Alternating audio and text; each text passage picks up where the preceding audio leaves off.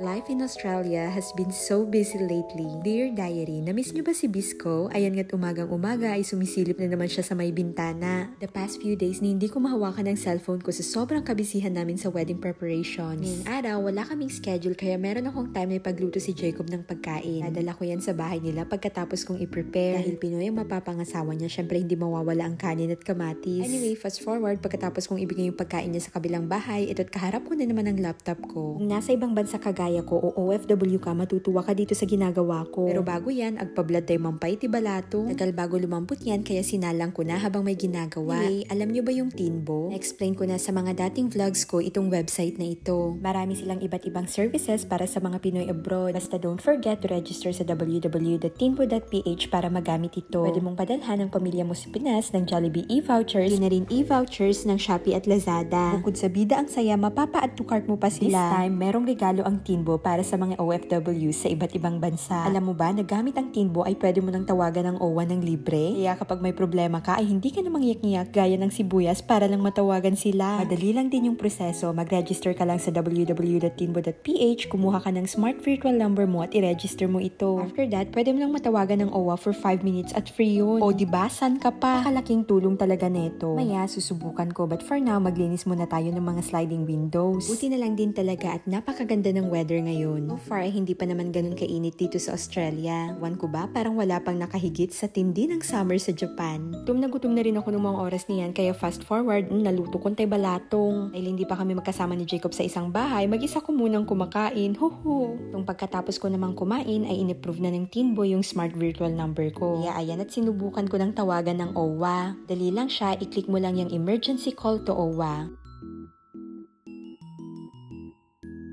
Welcome to the OWA Hotline 1348. Ang operation center is Malvin, ano pong concern nila? Hello, good afternoon po. Yes, ma'am, good O afternoon. diba, sobrang bilis lang. Kaya kapag may concerns ka o problema sa ibang bansa, lalo at malayo ka sa pamilya, wag mong kakalimutan ng Tinbo ha. Anyway, pagkatapos nga niyan ay nagsimula na rin akong maglinis ng kusina. Dahil free day ko ngayong araw, manunood ako ng K-drama. Inon ko na rin yung aircon ng mga oras na yan para naman makapag-relax. Siya, hanggang dito na lang muna ha. Ganda-ganda pa naman itong K-drama na pinapanood ko ngayon. Kabukas, pwede tayong makagala. Pero for now, taong bahay muna. Hanggang dito na lang muna ha. Maraming salamat sa panonood. Follow my page for more.